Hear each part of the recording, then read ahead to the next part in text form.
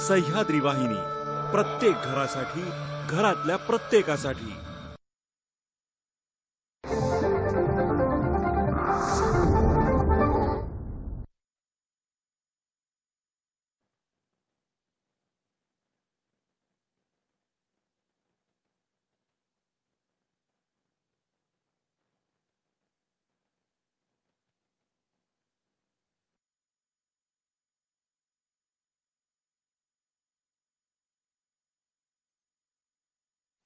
नमस्कार विद्यार्थी मित्रांनो, मी सौ वृषाली यशोधन महाजन, डेक्कन एज्युकेशन सोसायटीच्या बृहन महाराष्ट्र वाणिज्य महाविद्यालय येथे कार्यरत आहे। आता आपण पाहूया चिटणीसाची कार्यपद्धती, घटक क्रमांक 5, पाठ क्रमांक 10, लाभांश व व्याज। मागील तासिकेत आपण लाभांशाचा अर्थ आणि त्याची व्याख्या समजून घेतली होती। तसेच त्याचे लाभांशाचे वैशिष्ट्य आणि कायद्यातील तरतुदीही जाणून घेतल्या होत्या।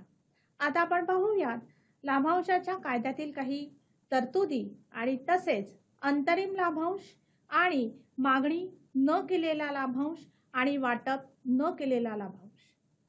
चला तर पाहूया पीपीटीच्या सहाय्याने। पाठ क्रमांक 10, लाभांश आणि व्याज। लाभांश म्हणजे काय हे आपण मागील तासिकेत पाहिलेच आहे। लाभांश म्हणजे कंपनीच्या नफ्यातील असा भाग जो भागधारकांमध्ये वाटला जातो आणि कंपनीच्या वितरणायोग्य नफ्यातील अशा हिस्सा जो घोषित केल्यानंतर मिळण्यास भागधारक पात्र असतो। आता आपण पाहूयात लाभांश जेव्हा जाहीर केला जातो त्यातील कायद्यातील काही तरतुदी। त्यातील तिसरी तरतूद आपण आता पाहत आहोत, स्वतंत्र बँक खाते। कंपनीने लाभांश घोषणेपूर्वी 5 दिवसात लाभांश वाटपाच्या उद्देशाने उघडलेल्या स्वतंत्र खात्यात निधी जमा करणे आवश्यक आहे। या संबंधी सूचीबद्ध कंपन्यांना काही तरतुदी करणे हे आवश्यक आहे। प्रथम आहे, कंपनीच्या संचालक मंडळाच्या बैठकीच्या तारखेच्या 2 दिवस अगोदर कंपनीचे भाग नोंदणीकृत असलेल्या भाग बाजाराला सूचित करावे। संचालक मंडळाच्या बैठकीनंतर लाभांशाची घोषणा केल्यासंबंधी सूचना भाग बाजाराला देणे। भाग बाजाराला नोंदवही बंद करण्यापूर्वी किमान 7 दिवस आधी सूचना द्यावी। आता आपण चौथी तरतूद बघणार आहोत, सभासद नोंद पुस्तिका व हस्तांतरण नोंद पुस्तिका बंद ठेवणे।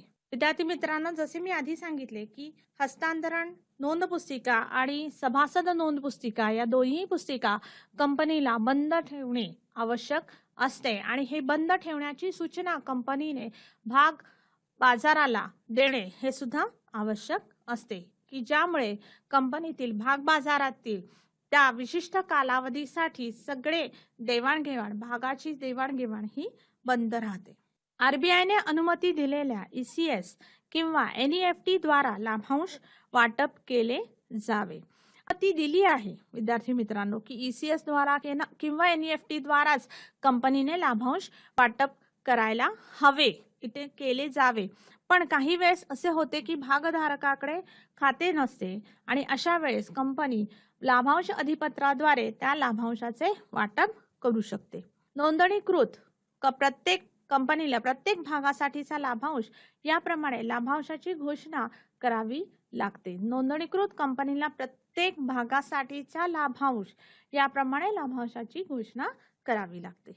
आता आपण चौथा तरतूद बघणार आहोत, लाभांश घोषणेसंबंधी कायदेशीर तरतुदीतील लाभांश वाटपास मनाई।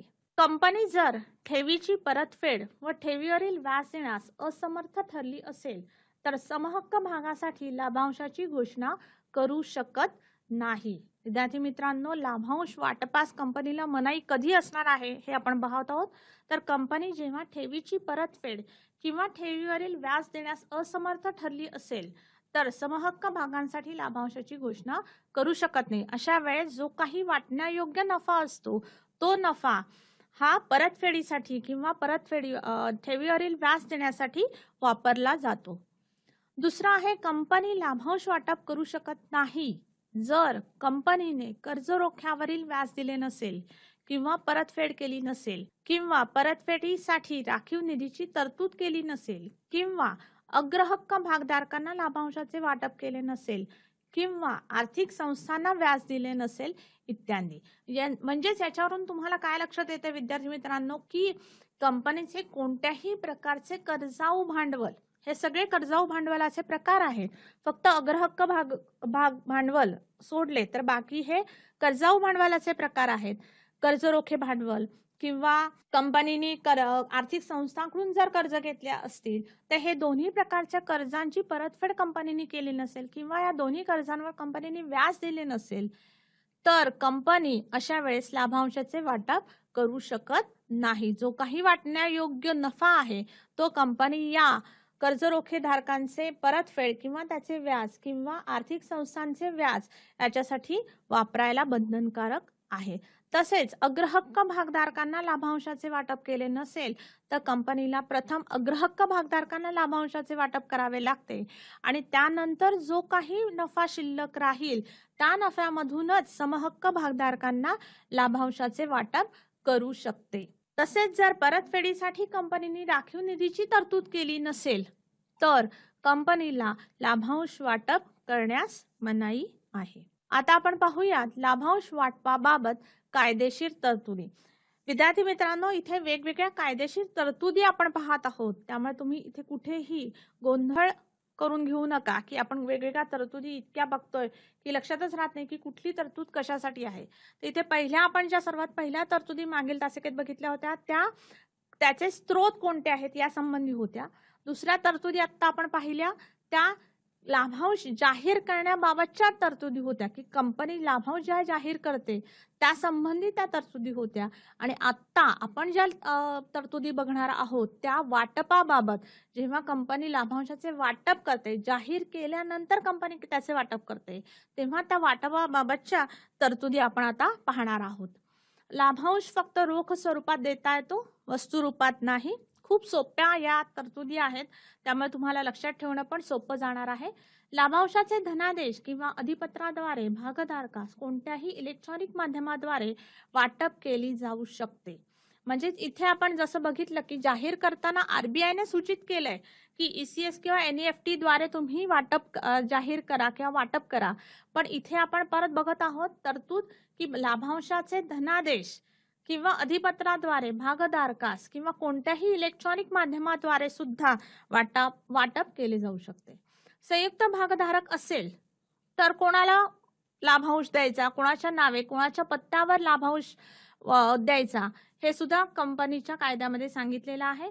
संयुक्त भागधारकाला जर भाग विकले असतील तर कंपनीच्या सभासद नोंदवहीत ज्या भागधारकाचे नाव प्रथम क्रमांकाला आहे अशा व्यक्तीला त्याच्या नावे किंवा त्याच्या पत्त्यावर हे लाभांशाचे वाटप केले पाहिजे. भागधारकांनी जर अशा प्रकारे नसेल द्यायचं तर भागधारकांनी लेखी दिल्यानुसारच त्याच्या नावे त्याच्या पत्त्यावर लाभांशाचे वाटप कंपनी करू शकते.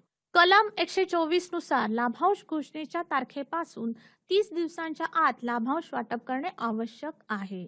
विद्यार्थी मित्रांनो, हा सर्वात महत्वाची कायदेशीर तरतूद ही आहे की कलम 124 नुसार लाभांश घोषणेच्या तारखेपासून 30 दिवसांच्या आत लाभांशाचे वाटप करणे कंपनीला आवश्यक आहे, बंधनकारक आहे. आपण जसं म्हणतो की व्याज हे सुद्धा एक कर्ज आहे, लाभांश हे कर्ज नाहीये. पण विद्यार्थी मित्रांनो, इथे मी सांगू इच्छिते की लाभांश हे सुद्धा कर्ज होते जेव्हा लाभांशाचा दर हा सर्वसाधारण सभेमध्ये जाहीर होतो. म्हणजेच काय तर लाभांश ही तेव्हा देय रक्कम होते आणि कंपनीने ही कंपनीचे देय रक्कमेचे वाटप करणे हे कंपनीवर बंधनकारक आहे. म्हणूनच कलम 124 नुसार लाभांश घोषणेच्या तारखेनुसार 30 दिवसांच्या आत लाभांशाचे वाटप करणे आवश्यक आहे. 5 आहे नोंदणीकृत भागधारकांनाच देय असतो.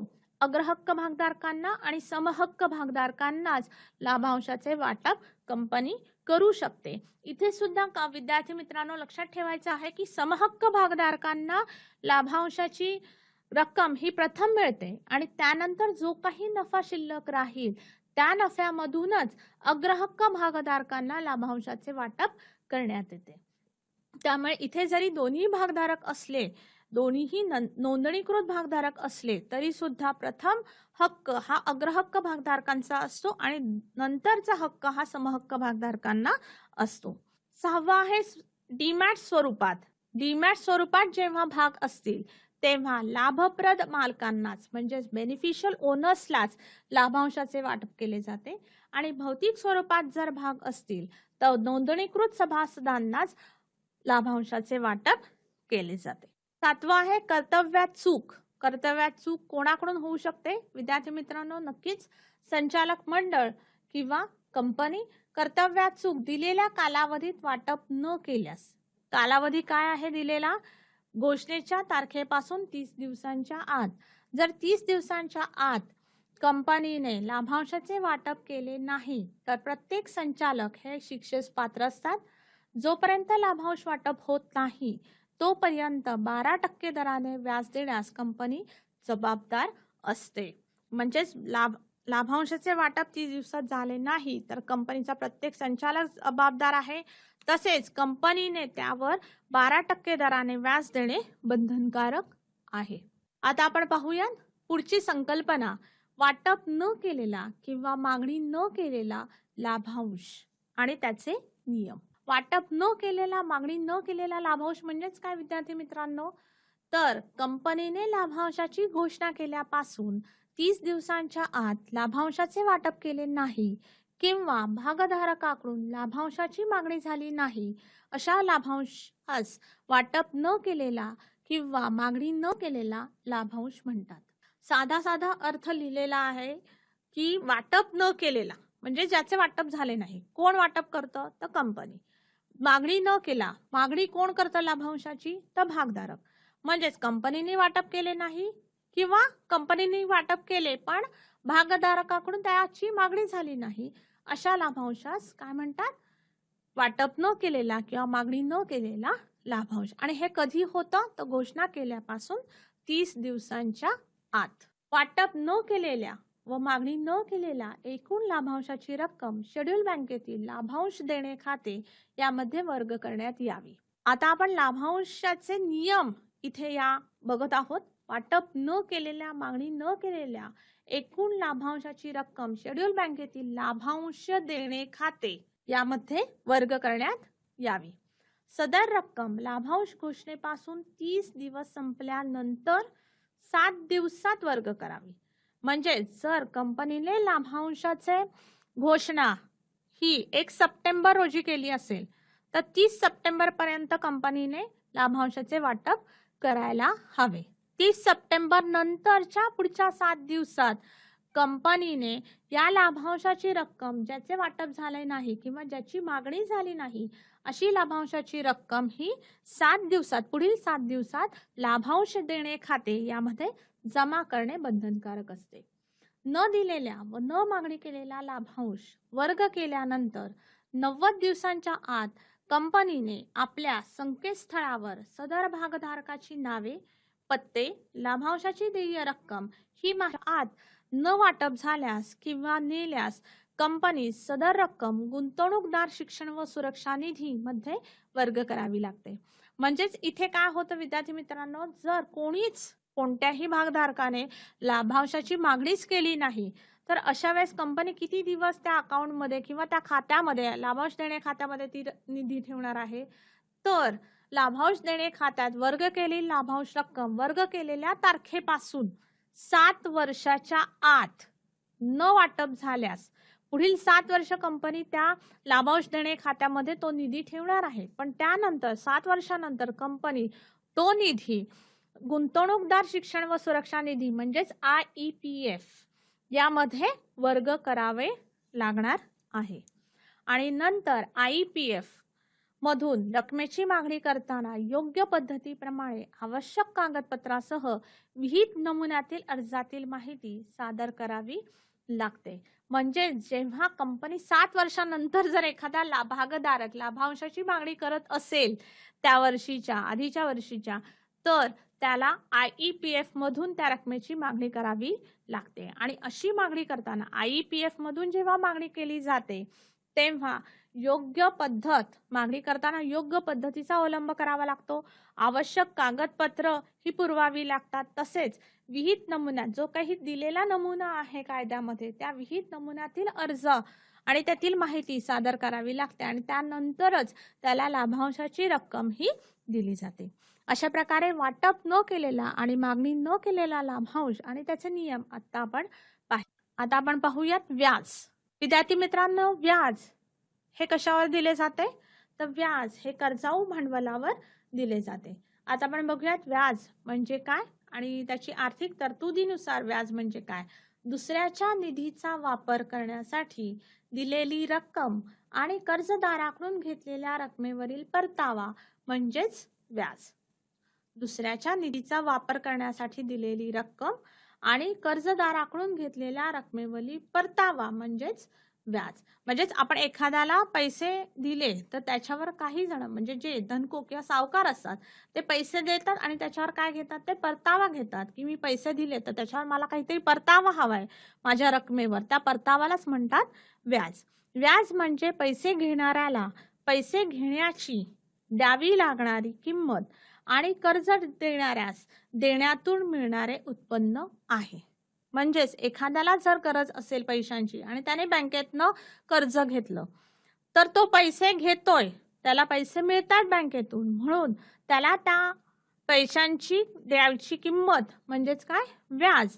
आणि कंपनी त्याला पैसे पुरवत आहे, त्याला कर्ज पुरवत आहे, म्हणूनच कंपनीला त्याच्यातून मिळणारे उत्पन्न म्हणजेच बँकेला त्यातून मिळणारे उत्पन्न म्हणजेच व्याज.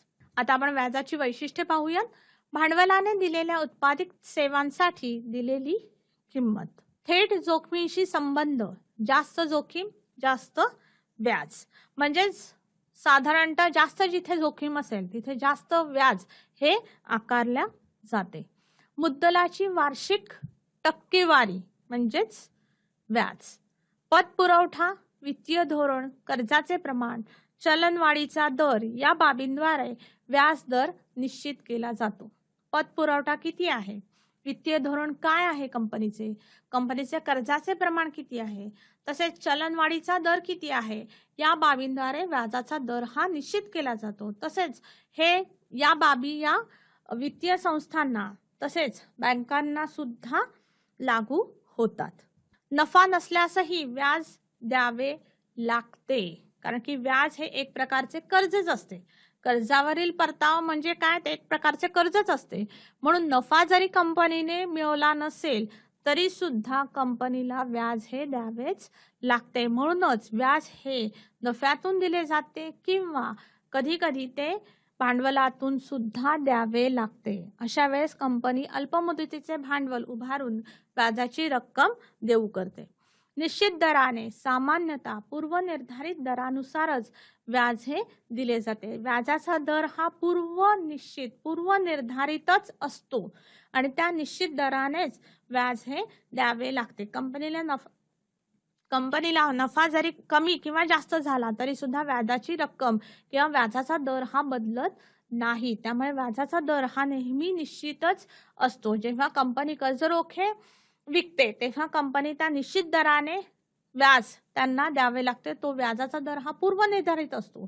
किंवा कंपनी जेव्हा एखादे कर्ज बँकेतून किंवा वित्तीय संस्थेतून घेते तेव्हा सुद्धा व्याजाचा दर हा त्या संस्थेने, वित्तीय संस्थेने किंवा बँकेने हा निश्चित केलेला असतो. तो पूर्वनिर्धारित असतो आणि त्या पूर्वनिर्धारित दरानुसारच कंपनीला व्याज हे द्यावे लागते. आता आपण पाहूयात पुढील व्याख्या. अंतरिम लाभांश.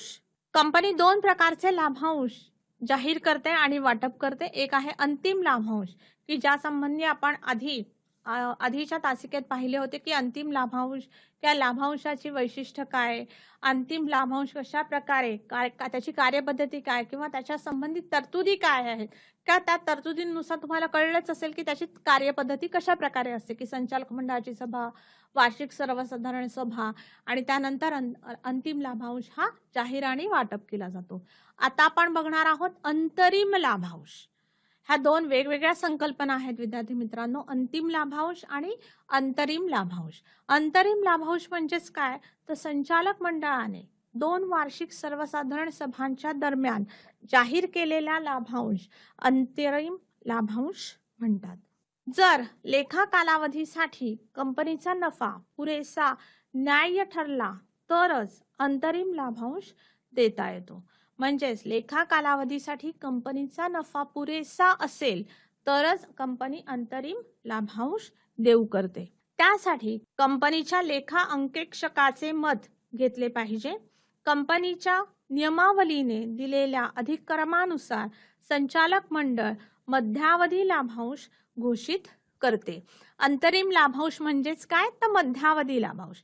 मध्यावधी का म्हटले आहे, कारण की हा 2 वार्षिक सर्वसाधारण सभांच्या दरम्यान दिला जातो. म्हणजेच कधी दिला जातो की चालू वार्षिक वर्षात, चालू आर्थिक वर्षातच हा अंतरिम लाभांश हा दिला जातो, जाहीर केला जातो.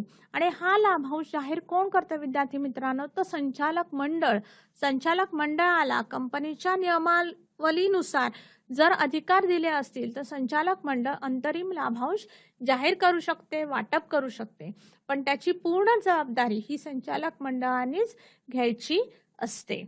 कारण की अंतरिम लाभांश हा कंपनीच्या आर्थिक वर्षाच्या मध्यावधी म्हणजे मध्य कालावधीमध्येच दिला जातो.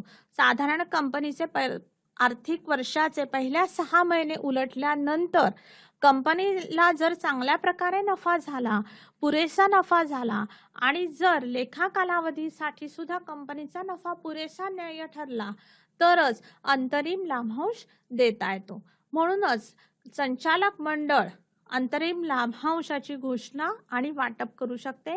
त्यामुळेच अंतरिम लाभांश हा संचालक मंडळाच्या सभेमध्ये ठराव पास करून, ठराव संमत करून हा दिला जातो. अंतरिम लाभांशाची वैशिष्ट्ये आता आपण पाहणार आहोत. जाहीर करण्याचे अधिकार संचालक मंडळाला असतात. वर्षाच्या त्या कालावधीतील लाभांश फक्त देय असेल तरच लाभांश, अंतरिम लाभांश दिला जातो. संपूर्ण वर्षासाठी घसाऱ्याची तरतूद केली पाहिजे. जरी हा अंतरिम लाभांश हा कंपनीचे काही आर्थिक वर्षाचे काही महिने उलटल्यानंतर, साधारणतः पहिले 6 महिने झाल्यानंतर जरी दिला गेला तरी सुद्धा संपूर्ण वर्षाच्या घसाऱ्याची, संपूर्ण वर्षाच्या डेप्रिसिएशन जे आहे त्याची तरतूद केल्यानंतरच अंतरिम लाभांशाची रक्कम किंवा त्याचा दर हा ठरवला जातो. कोणत्याही राखीव निधीतून हा देता येत नाही. जसा अंतिम लाभांश हा मुक्त राखीव निधीतून देता येतो, पण अंतरिम लाभांश हा कोणत्याही राखीव निधीतून देता येत नाही. कंपनीच्या नियमावलीनुसार जाहीर करण्याचा अधिकार हा संचालक मंडळाला असतो. संचालक मंडळाच्या सभेत घोषित करण्याचा ठराव संमत करावा लागतो आणि त्यानंतर या अंतरिम लाभांशाचे कंपनी वाटप करू शकते. घोषित केल्यानंतर 5 दिवसांच्या आत घोषित रक्कम शेड्यूल बँकेच्या स्वतंत्र खात्यात जमा करणे आवश्यक आहे. की जसे अंतिम लाभांश हा जाहीर करण्याच्या आधीच कंपनीची संचालक मंडळाची सभा बोलवते आणि संचालक मंडळाच्या सभेतच कंपनी स्वतंत्र खाते उघडण्यासाठी ठराव संमत करते. तसंच अंतरिम लाभांश हा जेव्हा दिला जातो तेव्हा तो जाहीर घोषित केल्यानंतर 5 दिवसांच्या आत घोषित रक्कम ही शेड्यूल बँकेच्या स्वतंत्र खात्यात जमा करणे आवश्यक असते. घोषणा केल्यापासून 30 दिवसांच्या आत वाटप करणे बंधनकारक आहे. जसे अंतिम लाभांश हा वार्षिक सर्वसाधारण सभेमध्ये जाहीर केल्यानंतर 30 दिवसांच्या आत वाटप करणे बंधनकारक आहे, तसेच अंतरिम लाभांशाची घोषणा केल्यानंतर, संचालक मंडळाच्या सभेत घोषणा केल्यानंतर 30 दिवसांच्या आत त्याचे वाटप करणे सुद्धा बंधनकारक आहे. पुढील वैशिष्ट्य खूप महत्वाचं आहे की वाटप न केलेल्या व मागणी न केलेल्या लाभांश देणे खाते या खात्यात लाभांश वाटपाची मुदत संपल्यानंतर 7 दिवसांच्या आत म्हणजे घोषणेपासून 30 दिवसानंतर किंवा घोषणा झाल्यानंतर 37 दिवसात वर्ग करावी. की जसं आपण मागे बघितलं की मागणी न केलेला लाभांश किंवा वाटप न केलेला लाभांश म्हणजे काय आणि त्याचे नियम काय, तर ते नियम कुणाला लागू होतात, ते अंतिम लाभांशाला लागू होतात. आता आपण बघतोय अंतरिम लाभांश. अंतरिम लाभांशाला सुद्धा त्यातले काही नियम हे लागू होतात. त्यापैकी एक नियम आहे की वाटप न केलेला अंतरिम लाभांश किंवा मागणी न केलेला अंतरिम लाभांश याची जी रक्कम आहे ती कंपनी लाभांश देणे खाते या खात्यात जमा करते आणि ती किती दिवसात जमा करणे बंधनकारक आहे, तर लाभांशाच्या घोषणेपासून 30 दिवसानंतर किंवा घोषणा झाल्यानंतर 37 दिवसात ही रक्कम या लाभांश देणे खात्यात वर्ग करावी. आणि शेवटचं वैशिष्ट्य आहे, लाभांश देणे खात्यात वर्ग केलेली लाभांश रक्कम वर्ग केल्याच्या तारखेपासून 7 वर्षाच्या आत न दिल्यास कंपनी सदर रक्कम गुंतवणूकदार शिक्षण व सुरक्षा निधी खाते IEPF मध्ये वर्ग करावी लागते. म्हणजे जसा अंतिम लाभांशाला हा नियम आहे, तसाच अंतरिम लाभांशाला पण हा नियम आहे की जर 37 दिवसात ती वर्ग केल्या, 37 दिवसानंतर लाभांश देणे खात्यामध्ये वर्ग केल्यानंतर ती रक्कम 7 वर्ष लाभांश देणे खाते यामध्येच राहते, पण 7 वर्षानंतर तो निधी, ती रक्कम ही गुंतवणूकदार शिक्षण आणि सुरक्षा निधी खाते IEPF यामध्ये कंपनीला वर्ग करावी लागते. विद्यार्थी मित्रांनो, ही जी वैशिष्ट्ये आपण बघत असतो, लाभांशाची वैशिष्ट्ये, अंतरिम लाभांशाची वैशिष्ट्ये, ह्या वैशिष्ट्यांवरच वेगवेगळे प्रश्न हे विचारले जातात. तर अंतरिम लाभांश म्हणजे काय किंवा त्याची वैशिष्ट्ये लिहा, हा सरळ एक प्रश्न येऊ शकतो, किंवा अंतिम लाभांश आणि अंतरिम लाभांश यामधील फरक स्पष्ट करा, अशा प्रकारचा पण स्पष्ट फरक यामध्ये येऊ शकतो. तर आता आपण बघूयात अंतिम लाभांश आणि अंतरिम लाभांश यामधील फरक. प्रथम आहे अर्थ. अंतरिम लाभांश हा 2 वार्षिक सभांच्या मधल्या काळात घोषित केला जातो व दिला जातो. अंतिम लाभांश हा अंतिम आर्थिक वर्षाच्या समाप्तीनंतर घोषित केला जातो व वाटप केले जाते. अंतरिम लाभांश कोण जाहीर करतं विद्यार्थी मित्रांनो? तर संचालक मंडळाच्या सभेत संचालक मंडळ निर्णय घेते व घोषित करते. अंतिम लाभांश हा संचालक मंडळ शिफारस करते आणि भागधारक आर्थिक वर्ष साधारण सभेमध्ये घोषित करतात. तिसरा आहे अधिकृतता, अधिकृत परवानगी. अंतरिम लाभांश नियमावलीने दिलेल्या अधिकारानुसार अंतरिम लाभांश घोषित केला जातो. अंतिम लाभांश घोषित करण्यासाठी नियमावलीच्या तरतुदींची आणि अधिकारपत्राची आवश्यकता नाही. अंतरिम किंवा अंतिम लाभांश केव्हा घोषित केला जातो? 2 वार्षिक सभांच्या मधल्या काळात अंतरिम लाभांश घोषित केला जातो आणि कंपनीच्या आर्थिक वार्षिक सर्वसाधारण सभेमध्ये अंतिम लाभांश घोषित केला जातो. अंतरिम लाभांश किंवा अंतिम लाभांशाचे स्रोत काय आहेत? अंतरिम लाभांशासाठी चालू आर्थिक वर्षातील आवश्यक नफा प्राप्ती उपलब्धी असल्यास अंतरिम लाभांश जाहीर केला जातो. अंतिम लाभांश जाहीर करण्यासाठी वेगवेगळ्या स्रोतांचा अवलंब केला जातो. आर्थिक वर्षाच्या नफ्यातून, संचित राखीव निधीतून, भांडवली नफ्यातून, केंद्र सरकारने लाभांश वाटपासाठी निधीतून, लेखासंबंधी बाबी कंपनीचे अंतिम लेखे तयार करण्यापूर्वी जाहीर केला जातो आणि अंतिम लाभांश हा अंतिम लेखे तयार केल्यानंतर जाहीर केला जातो. विद्यार्थी मित्रांनो, आता आपण पाहिले पाठ क्रमांक 10 लाभांश व्याज.